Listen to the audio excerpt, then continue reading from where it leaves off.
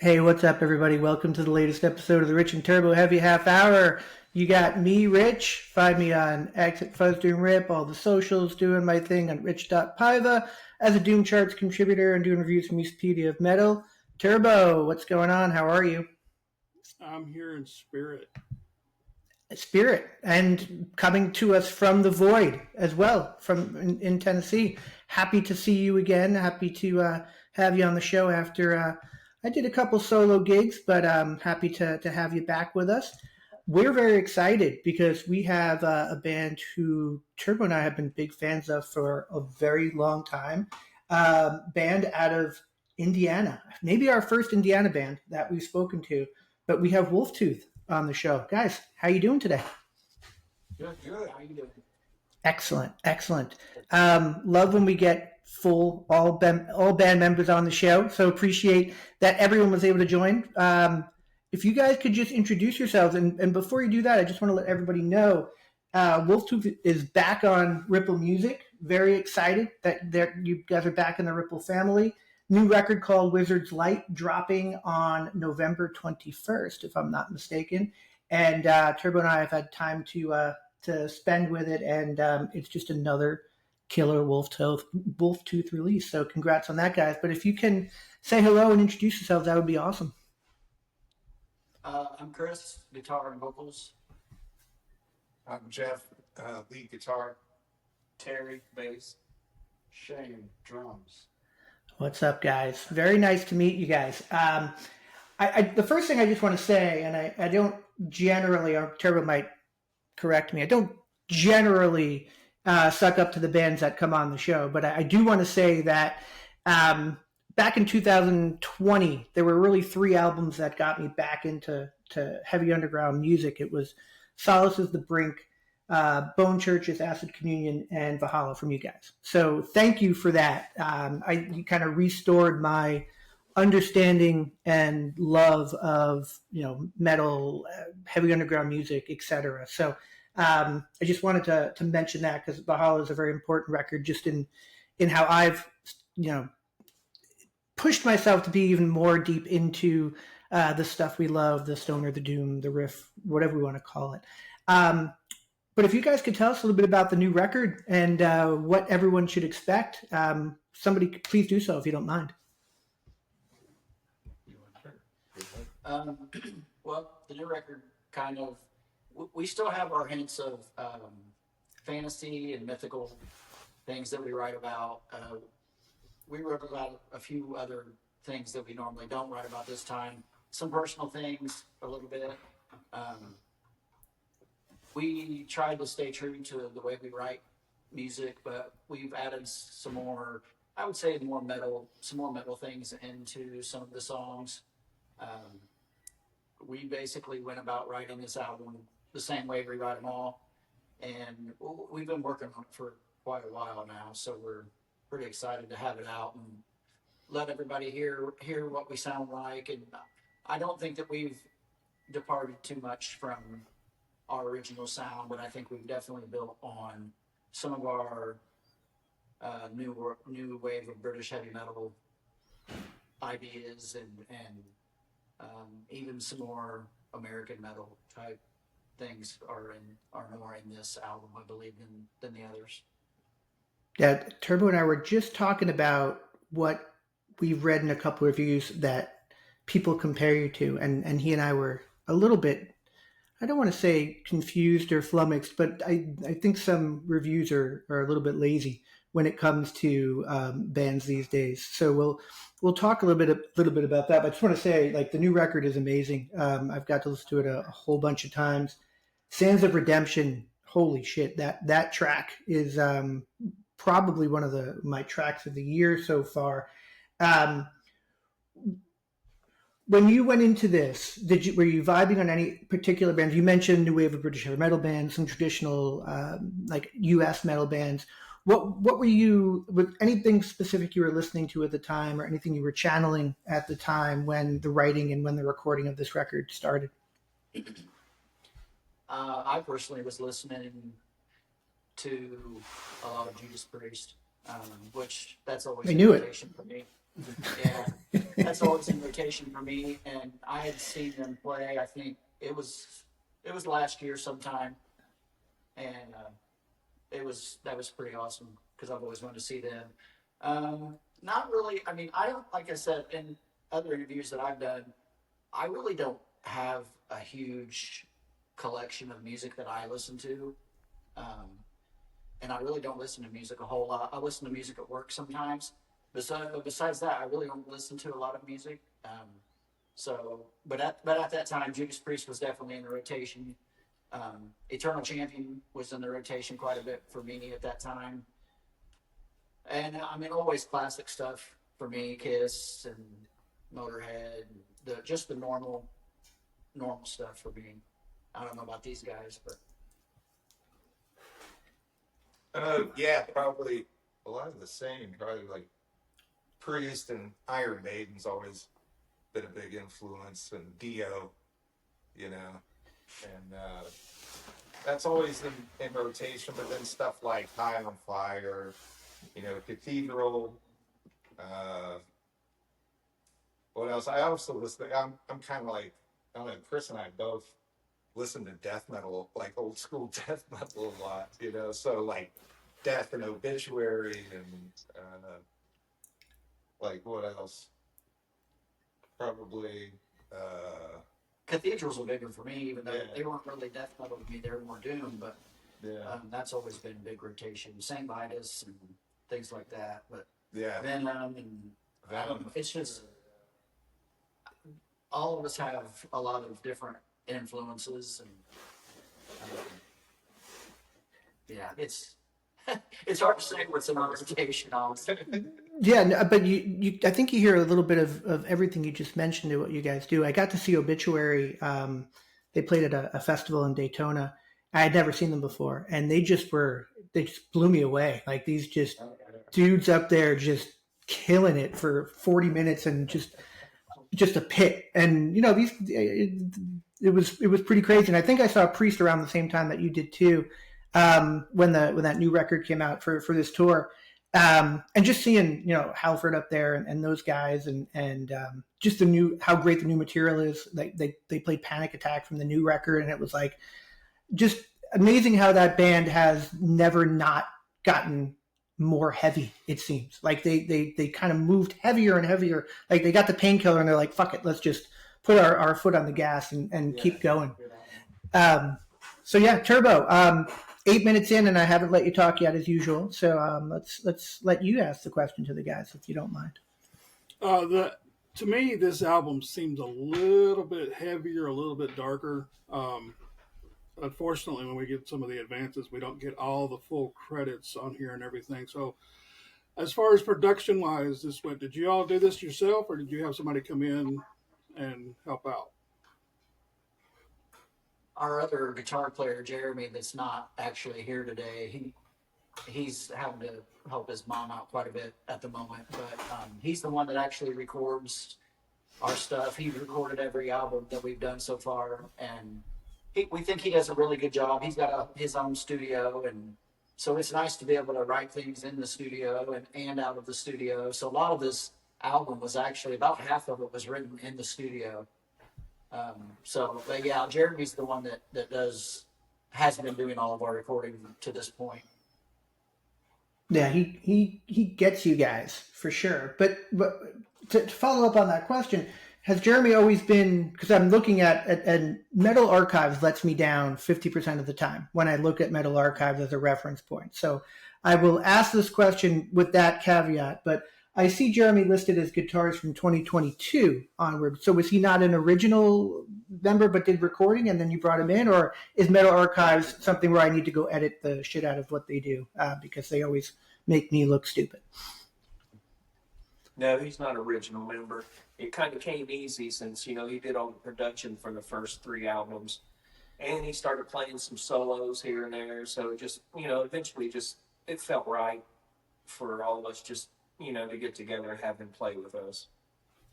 Excellent. Yeah, makes sense. And so you guys have 3 guitar attack then, you would say. When you play live, is it usually the 3 you guys playing? That's main reason we did it. Because we do a lot of 3-part harmony stuff, and there's a lot of parts where it's just the bass, the undertone notes, and the main riff, and then we'll be playing harmonies or something totally different over it. So we like to be able to do that live, and that was one of the reasons that we had Jeremy join, because we really wanted to be able to sound as much like the albums as possible. Excellent. Yeah, at the new record, you can tell that recreating that in live would probably be tough with just two of you. And I have to ask about new members. I'm going to ask Shane a question for you. Shane, you are a new member of this band, correct? Yes, sir. Now, if I'm not mistaken, you were or at one point or still were a member of Rattlesnake Venom Trip. Is that an accurate statement? I am currently a member of Rattlesnake Venom Trip. Excellent. Okay. Double duty. Excellent. Yeah, I was actually literally just got an email from Kevin asking, coordinating him and the band coming on the show. So maybe you'll be a 2-time guest on the Rich and Turbo Heavy Half Hour. Because that album's great. EP is great. I think the only problem with Rattlesnake Venom Trip is there's just so little of it. We're greedy bastards and we want more. But loving that new EP. Need the attention span. So just generally, you guys in the scene have been around for a lot of bands. You've done a lot of different stuff. I was telling Turbo, I was looking at some of the old bands that you guys were in, or maybe still in. But Backstabbath, is that a Sabbath cover band that a couple of you guys are in? Okay. Yes, and that is something we do once a year on Black Friday. We get together. The bass player lives in Colorado. We get together for a practice before the show, and then go on stage and try not to mess it up. Love it. Is it Ozzy era, Dio era, all whatever you guys feel like, or what comes out of that? It's usually more the Ozzy era of Black Sabbath, and this year we'll be adding a couple of Ozzy songs. Obviously, it's tribute to Ozzy, but it'll be a special one.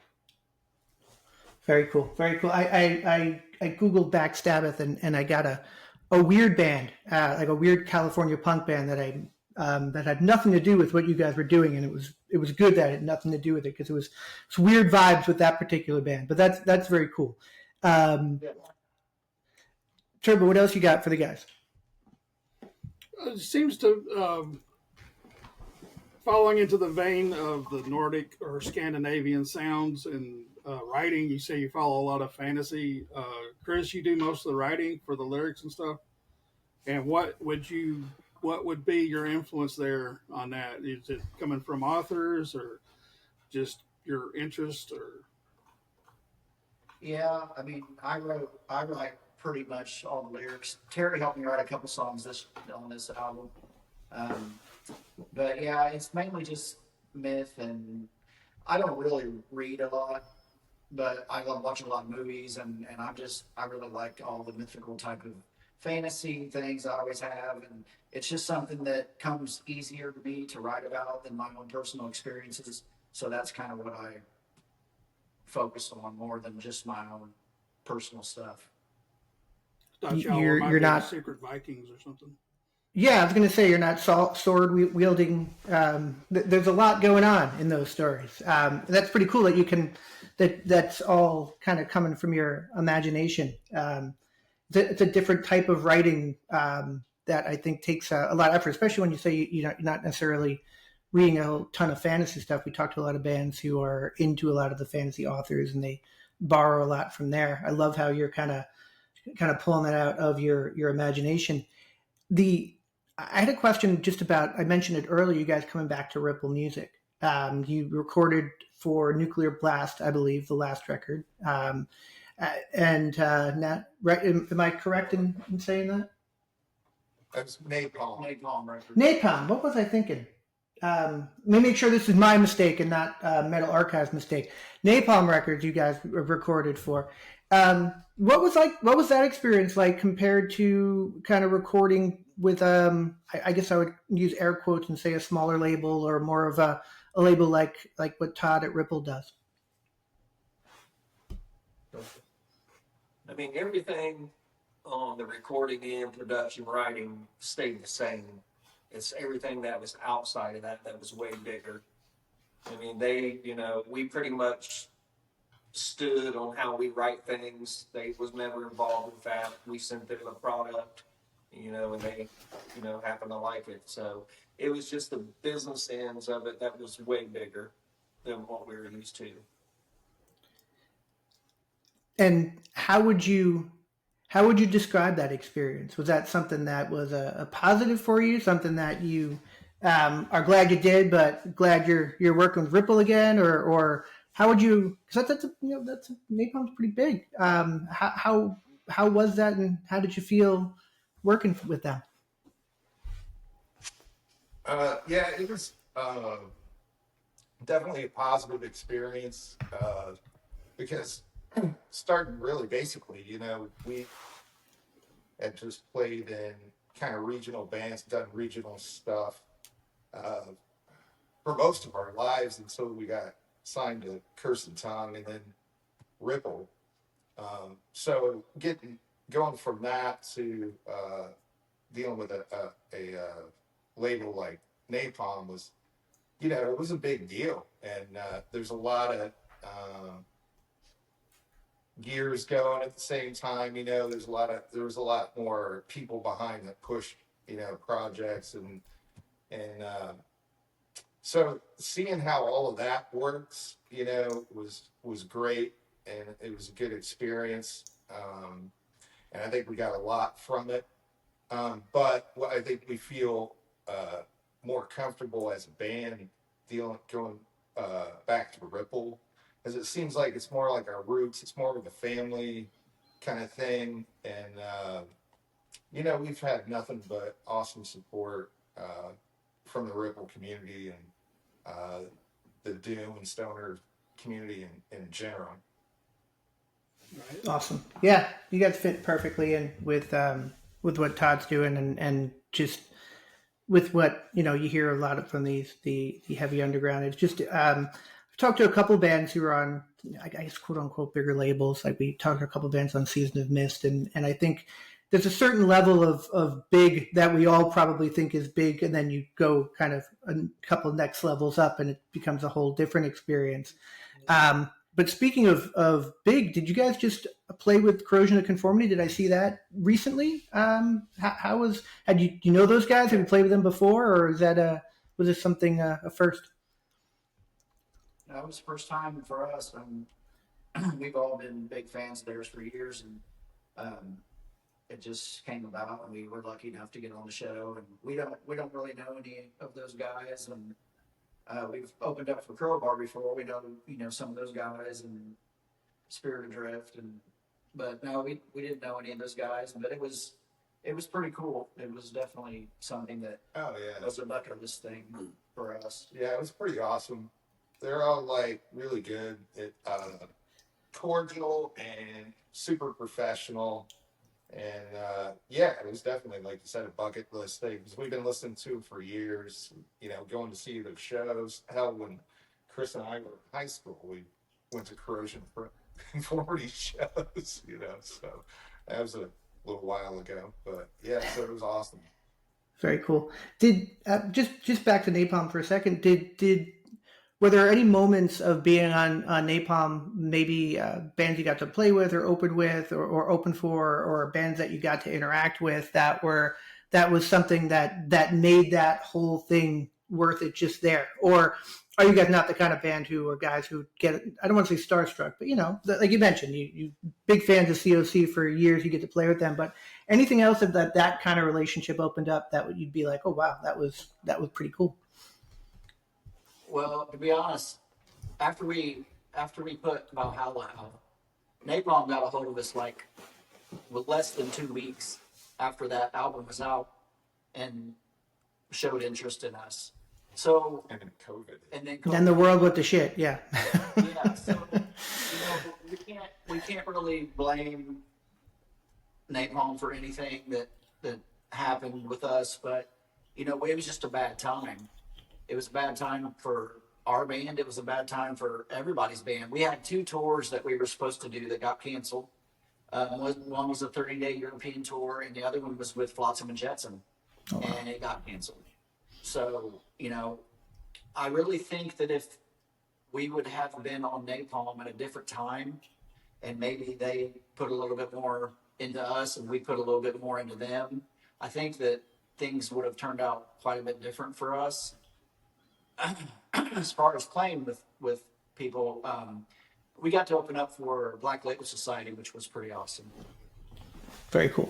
Yeah, that I can imagine. That was kind of more through Blasco than he had kind of become a fan of ours from our first album. So he had commented on a couple things, and we just told him thank you for your comments, and it just sparked a conversation. So he became he helped us out some on the Napalm, with everything Napalm basically. Very cool. And was Zach a cool guy to interact with? Did he hang? Or was he in and out, or wave and say hello, and that was about it? Or did you get to interact with him at all? He was asleep on the couch. Yeah, he was in his bus most of the time that we played with him, but we did talk to the other members of the band, and they were all really, really nice. Yeah, very cool. Did you get enough squealies for the lifetime? Yeah, he squeals a lot, but in a good way, right? Personal taste, right, with your Aussie guitarists. But I mean, he's obviously very talented. Now he's in Pantera, so or whatever you want to call that, Pantera, yeah. I think Turbo and I are more Jakey Lee guys. I don't know, right? That's my opinion at least, but that's a whole other conversation. Speaking of, speaking of touring and all, we talked to a lot of bands where the music that they've just put out, they've been playing for like a year before actually the public actually gets to hear it. Are these songs, this music that's fixed to be released, is this still fresh, or have y'all been playing it for a while? And if you have been playing it for a while, how's your audience reacting to it? You getting positive feedback? We wrote the songs. I mean, some of the songs we wrote going on 2 years, maybe, but some of the other songs, Half the album. Basically. yeah, half the album we've only been playing for about a year. But to be honest, we really need to relearn these songs. So we haven't played around at all. And since we've recorded and got it done, we've still been playing our older stuff. Because Valhalla really never got a chance to have a tour for it because of COVID. Yeah. So we still play a lot of stuff off of Valhalla, and we play stuff off of Blood and Iron. But honestly, we all are getting ready to get back in practice mode or rehearsal mode and start learning these songs so we can play them out. Relearning, I should say. It's funny you say that. I mentioned those 3 records that kind of got me back into stuff, and I think COVID had a lot to do with it because I was spending more time working from home, at home, looking at Bandcamp, finding those. But we had Solace on the show, and same thing. They had like some mega tour booked for Europe, and like 5 days later, the whole world shut down. So, in 2000, almost 26 now, I guess we're trying to forget all that stuff that we went through for those couple of years and some of the missed opportunities there. But it also, I think, generated a lot of creativity just from people being at home and playing and having some time to do those things. So, yeah, I think I forget sometimes when I ask, oh yeah, what were you guys doing in 2020? It's probably the same as me, dumbass, sitting and looking at my computer a lot and hoping that, the world wasn't going to burn. From a artwork standpoint, I love the cover. This is, the wizard is pretty sweet. And the burning skull candles. Where did that come from? Who created that? And, will there be shirts that have this wizard on them at some point? Me and Chris really kind of came up with that idea together. But, David Paul Seymour pulled it together. We just like to, kind of stay at 70s, 80s, 90s metal theme covers. Because I used to buy stuff just looking off the album. Never even heard it. And that's why, we want to get that with our albums. Love it. But yeah, we'll eventually, as far as the T-shirt, yeah, I mean that's definitely got to be a T-shirt, you know. Absolutely, it absolutely needs to be. And it's funny you say that. I bought the White Zombies record just because of the colors and the people on the cover of it. And I'm looking at that, and I'm like, what's going on there? I need to have that. I have no idea what it sounds like, but that needs to come home with me. And that worked. That worked perfectly. Any tracks that you would say on the new record that you guys are most looking forward to ripping it up live, and once you guys rehearse again and start to relearn those songs, is there anyone in particular that that you're looking forward to? Anybody? Sands of Redemption. I mean, I'm ready to play that out live. Yeah, love that. All Father probably, and of course Wizards Light, Darkened Path I really like. So I mean, really all of them. There's really not a song on this. I pretty much have to say the whole thing. Yeah. It's a fair answer. There's not really a song on this album that I don't like. I mean, I would be happy to play all of them, honestly. Is there a Wolftooth song that a fan would be mad at you if you didn't play when they went to go see you? Is there one song that is your closer? Is that one song that gets the crowd going? I know what mine is. I know I would be what I would pick. But is there one in particular that people will be like, "What the hell? Why would you not play that song when they went to see you play?" Probably. That's a good question. Possibly Season of the Witch, or from our first album, or possibly Valhalla from Valhalla. Yeah. I don't know. Maybe, I mean, it's probably different for everybody because it seems, everybody's like, oh, I like this song. This is my favorite song. So it could be different for everybody. But I would say Season of the Witch has always done really well for us for a closer. And yeah, we've talked to some bands where they have specific songs that they have tried to not play every now and then, and they get in trouble from their fans. For me, it would be Fire Breather. I need to hear Fire Breather. If you guys come to Florida, if I'm going to be screaming for Fire Breather, so be ready for that if I ever get to see you guys play live. That's my favorite track. The problem is now we're going on 4 albums. We've got somewhere around 40 songs. So it's, when you're playing a 40-minute set or 45-minute set, yeah, sometimes, because, we're not really doing a lot of headlining stuff as far as going out and doing hour and a half sets. It's hard to choose just because, we feel like that each album has a lot of really strong songs on it. But yeah, Fire Breather is definitely. We've only played that, handful of times, Probably, yeah. But yeah, it's a great track. We really do need to start playing it more for sure.